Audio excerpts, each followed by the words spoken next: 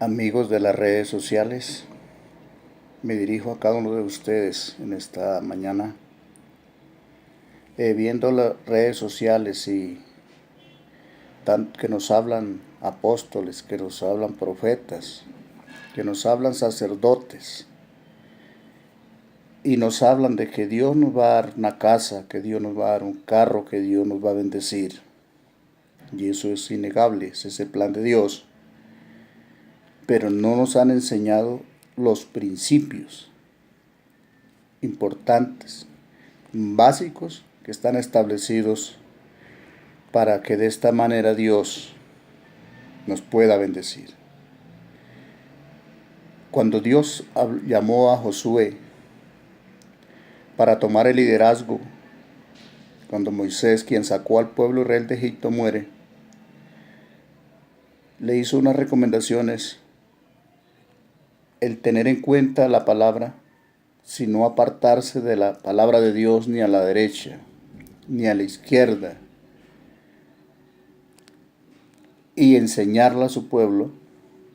Entonces le dijo: si meditas en ella de día y de noche, harás prosperar tu camino, y todo lo que hagas te va a salir bien. Lamentablemente, la palabra de Dios nunca fue infundida en nuestros hogares. La palabra de Dios en nuestros abuelos, en nuestros padres aún no fue conocida, porque lamentablemente nuestra religión, a nuestros abuelos les enseñaban las misas en latín, nadie la entendía. Mi madre me comentaba que mi abuela les comentaba que en la misa leía en el libro el misal, mientras el sacerdote terminaba de decir la misa en latín. No conocimos la palabra, no nos enseñaron la palabra. Y recuerdo que cuando vino el Evangelio a Colombia y nos empezaron a enseñar una palabra a nuestro idioma, a nuestra manera de entender, y trajeron Biblias para que la gente empezara a conocer la palabra, trajo un revuelo tremendo. Recuerdo que un vecino me decía que las Biblias las quemaban en los patios de las escuelas, en los campos. Era prohibido conocer la palabra de Dios. Pero estos hombres siguieron extendiendo la palabra y rescatando a muchas vidas. Y lamentablemente, hoy en día también mueren nuestros familiares y nos desesperamos y empezamos a rezar por ellos, a pagar misas por ellos, por el desespero que hay en nuestro espíritu, el no habernos arrepentido en vida. Yo quiero decirles la verdad. Existe una eternidad. Cuando tú mueras, o yo muera, si no había asegurado su eternidad antes de morirse, lamentablemente su eternidad va a ser muy difícil. No hay oportunidad de salvación después de la muerte. La Sagrada Escritura es clara. Los apóstoles fueron claros. El apóstol San Pablo, en su carta a los Gálatas, capítulo 5, verso 16 al 19 y 20, fue claro. Quiero que lo estudie en su Biblia en su casa.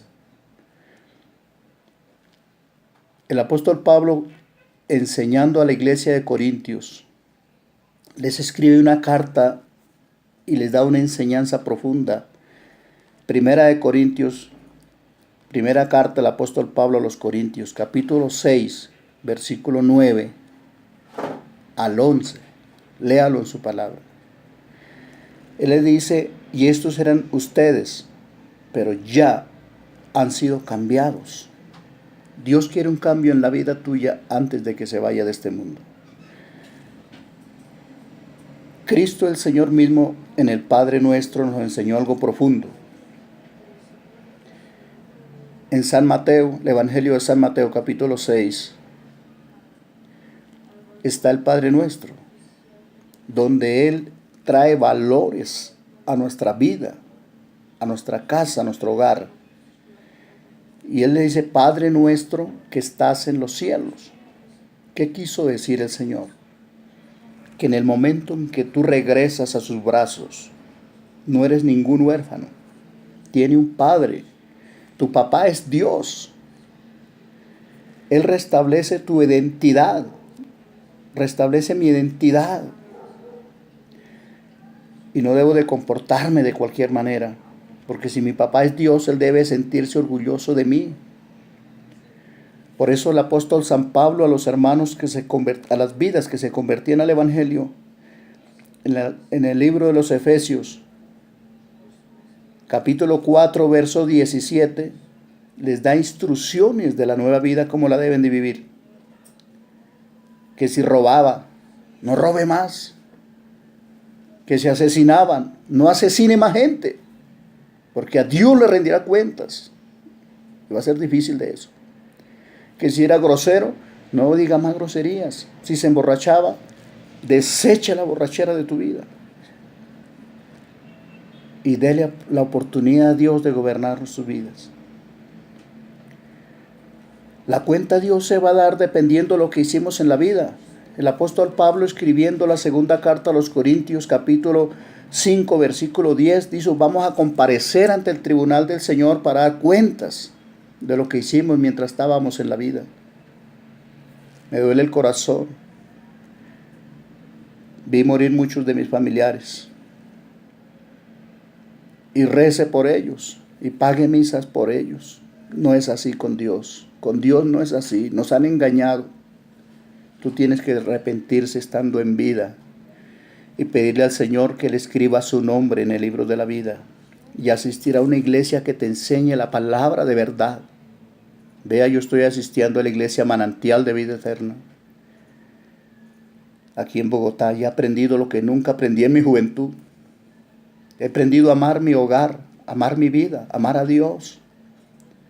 Es importante que Dios gobierne nuestras vidas. Nos damos de cuenta, mire, Dios está en todas partes. Lo más oscuro de la noche, para Dios es más que de día. No nos escondamos a hacer las cosas malas, porque para Dios ahí estamos, Él nos está viendo. Todo lo malo que hemos hecho está ante los ojos de Dios. Yo corría a esconderme. Nadie me está viendo, listo. No, Dios te está viendo y me está viendo en lo más oculto de nuestra vida. Reflexione, tome la palabra, estúdiela. Apocalipsis 21, verso 8. Dice, los cobardes no entran al reino de los cielos. ¿Y cuáles son? Los que andamos en desobediencia. Lástima que el tiempo se nos va. Pero le digo esta verdad completa. Estudie la Sagrada Escritura. Estudie el Salmo 1. Bienaventurado el que lee la palabra y medita en ella de día y de noche. Es bienaventurado. Mira, Dios te ama.